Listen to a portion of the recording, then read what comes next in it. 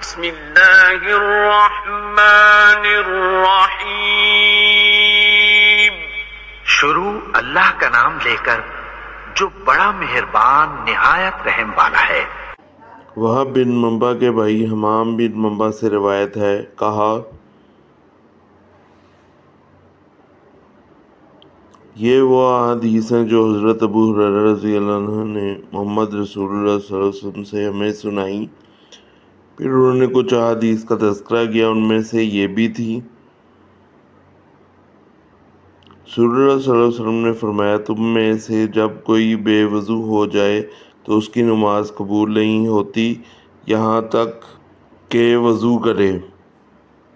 یونس نے ابن شہاب سے روایت کی کہ عطا بن یزید نے انہیں خبر دی کہ عمران نے، جو حضرت عثمان رضی اللہ عنہ کے آزاد کردہ غلام ہیں، انہیں بتایا کہ حضرت عثمان رضی اللہ عنہ نے وضو کے لیے پانی منگوایا اور وضو کیا تو دونوں ہاتھوں کو 3 بار دھویا، پھر کلی کی اور ناک میں پانی ڈال کر ناک جھاڑی، پھر 3 بار چہرہ دھویا، پھر 3 بار دایاں بازو کوہنیوں تک دھویا، پھر اسی طرح بایاں بازو دھویا، پھر اپنے سر کا مسح کیا، پھر 3 بار اپنا دایاں پاؤں ٹخنوں تک دھویا، پھر اسی طرح بایاں پاؤں دھویا، پھر کہا میں نے رسول اللہ صلی اللہ علیہ وسلم کو دیکھا تھا کہ آپ نے اسی طرح وضو کیا جس طرح میں نے اب کیا ہے۔ پھر رسول اللہ صلی اللہ علیہ وسلم نے فرمایا،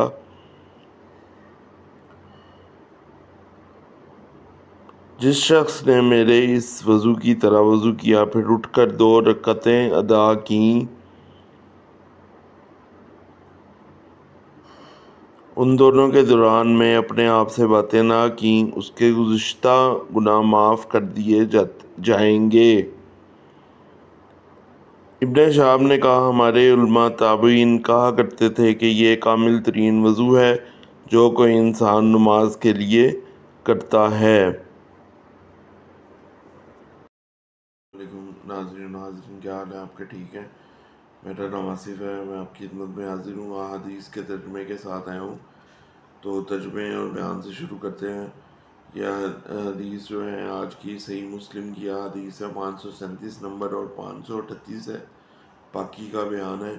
تو اس کے ترجمے پہ آتے ہیں ڈائریکٹ، ٹائم ضائع کیے بغیر۔ وہب بن منبع کے بھائی حمام بن منبع سے روایت ہے، انہوں نے کہا کہ یہ وہ احادیث ہیں جو حضرت ابو ہریرہ رضی اللہ عنہ نے محمد رسول اللہ صلی اللہ علیہ وسلم، ہمارے نبی پاک صلی اللہ علیہ وسلم سے ہمیں سنائیں۔ پھر انہوں نے کچھ احادیث کا تذکرہ کیا، ان میں سے یہ بھی تھیں۔ رسول اللہ صلی اللہ علیہ وسلم نے فرمایا، تم میں سے جب کوئی بے وضو ہو جائے تو اس کی نماز قبول نہیں ہوتی یہاں تک کہ وضو کرے۔ اس میں واضح طور پہ وضو کرنے کے احکامات سے بتایا جا رہا ہے کہ جو بندہ جس کا وضو بے وضو ہو جائے، مطلب وضو نہ رہے، تو اس کی نماز ہرگز قبول نہیں ہوتی۔ تو اسے چاہیے کہ پہلے وضو کر لے، پھر نماز قائم کرے، پھر جا کے اس کی نماز قبول ہوگی۔ یہ پہلی حدیث تھی۔ دوسری پہ چلتے ہیں جو کہ 538 نمبر ہے، وہ بھی پاکی کے بیان سے ہی ہے، اس کے ترجمے پہ آ جاتے ہیں ڈائریکٹ۔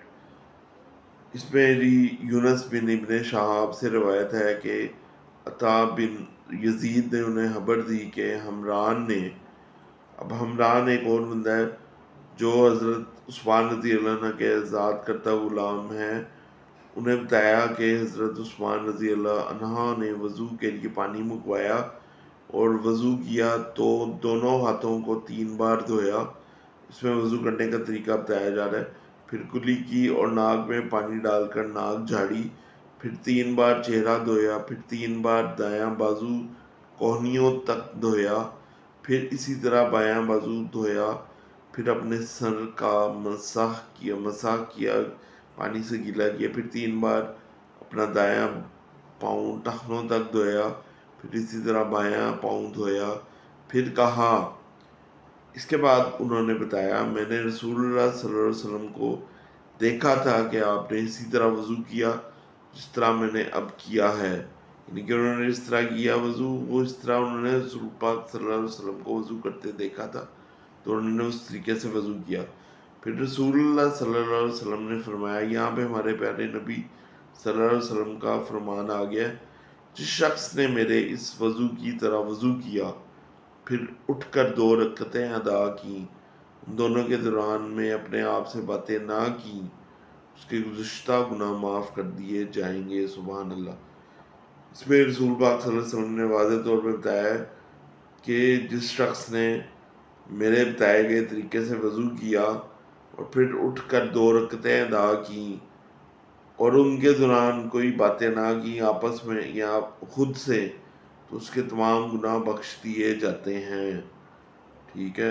اب ابن شہاب ایک اور صحابہ ہیں، وہ یہاں پہ بتا رہے ہیں کہ ہمارے علماء تابعین کہا کرتے تھے، علماء تابعین مطلب نے تھوڑی علماء کو رسپیکٹ دی، تابعین مطلب جو تابع فرما ہوتے ہیں، کہا کرتے تھے یہ کامل ترین وضو ہے جو کوئی انسان نماز کے لیے کرتے ہیں۔ کامل ترین مطلب یہ بالکل واضح طور پہ عمل کرنے والا وضو ہے جو کہ بیان فرما دیا گیا ہے، جو کہ ایک بالکل محسوس طریقہ ہے جس سے وضو کرنا ہے، تو اس سے آگے پیچھے نہیں ہٹنا، اسی طریقے سے وضو کرنا ہے جس طرح بتایا گیا ہے۔ ٹھیک ہے۔ تو یہ تھی احادیث صحیح مسلم کی 537 سے 538 پاکی کے بیان سے ریلیٹڈ۔ تو یہ آپ کو بیان ضرور اچھا لگا ہوگا اور اس کا فائدہ بھی ہوگا انشاءاللہ۔